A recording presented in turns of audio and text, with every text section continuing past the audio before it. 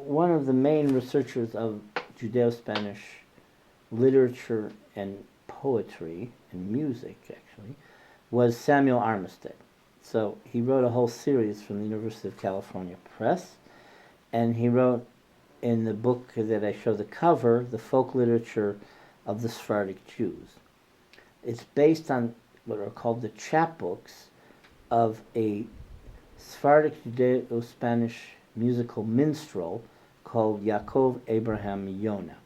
Yonah, so he would sing the songs, he would write the lyrics in little pamphlets and then peddle them at his performances in, let's say, coffee houses in Salonika.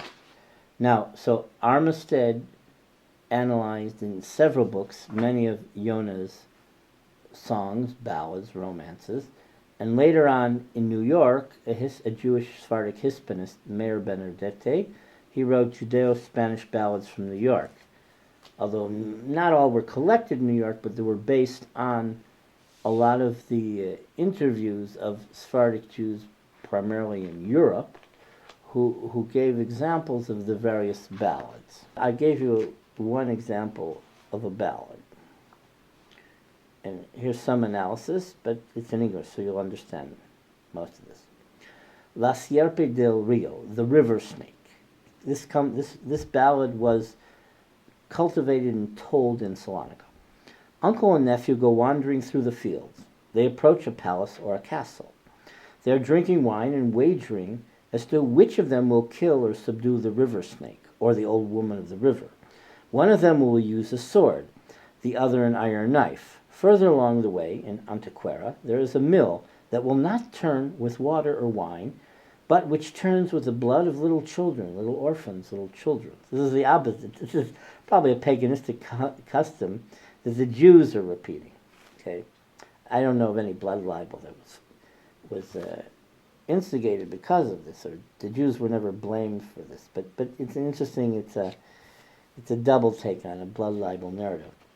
The Ballad of La Sierpe del Rio ends our collection in an enigmatic note. With the text currently at hand, the story remains essentially impenetrable.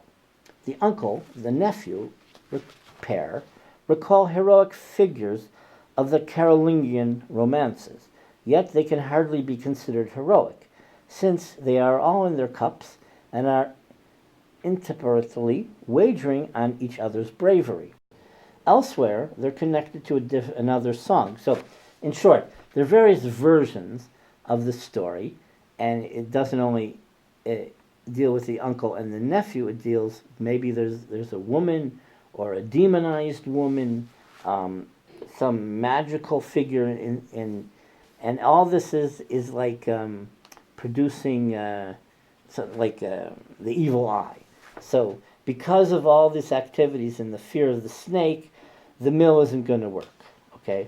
And so you won't be able to have water, you won't be able to produce bread, you won't be able to make wine, and all these are Sephardic folktales. So my colleague, Shoshana Weich-Shachak, she talks about the second form of Spanish Jewish ballads, the romancero or the coplas.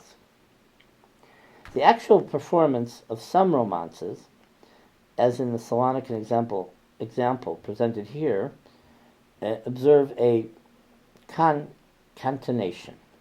The last two hemstitches, sung in the second half of the musical stanza, the last two phrases, are repeated at the beginning of the two musical stanza, with the melody corresponding to the two musical phrases. Okay, now, cantigas, the cancionero. The second type of Sephardic song is termed the cancionero, and is composed of cantigas, songs, that are well known in the Balkan Ottoman empire areas and contests in North Africa. These are mostly lyrical songs with a strophic A-B structure, with only the second and fourth lines rhyming, and a refrain following each stanza, frequently sung to a different melody than the stanzas. Cantigas are typical for their textual variation and versatility, and they are often strongly influenced by the musical traditions of the environment. Some Sephardic cantigas are even known to be translations or parodies of Turkish songs. Cantigas present no textual continuity. They are rather brief lyrical compositions, and although textual similarities have been identified in cantigas and certain medieval and later Spanish compositions, the cancionero repertoire is chronologically newer than the romancero and is believed to emerge exclusively after the expulsion of the Jews from Spain.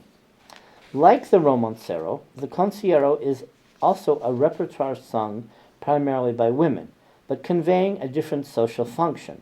While romances are songs mostly destined to the private domestic sphere, cantigas are songs of celebration. Most of them are thematically linked to wedding celebrations and courtship rituals. As such, they are performed by collectives of women, often sung in unison to a musical accompaniment which consisted mainly of a frame drum or pandur, or the tambourine, and occasionally of other predominantly string instruments, which were usually played by men. Now, the last form which we're going to talk about are coplas. These are strophic compositions, but in contrast with the cantigas, they are narrative episodes with historical, political, or paraliturgical themes, such as the so-called recreational songs. They are generally musically indebted to the traditions of the areas that the Jews inhabited.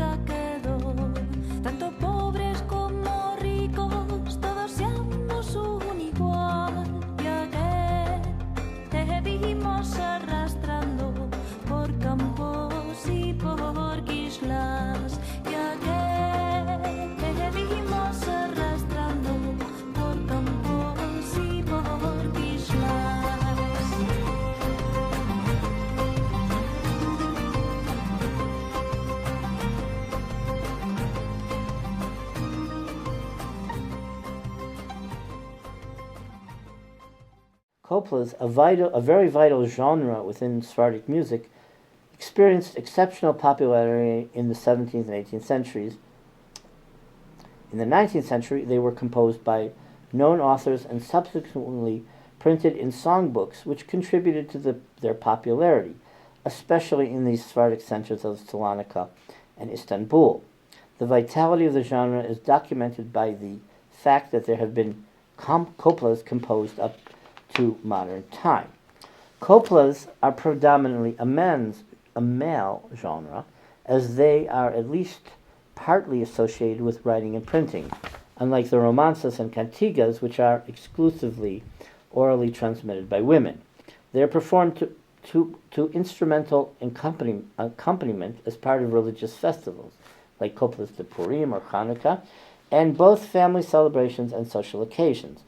There is also a small body of coplas celebrating the life cycle, such as the Coplas de Parida, songs of the mother-to-be, sung on the occasion of childbirth. But mostly this is a social, recreational, and religious paraliturgical genre. The instruments traditionally employed in the accompaniment of the coplas are usually local, mainly belonging to the string family, such as the oud and the violin.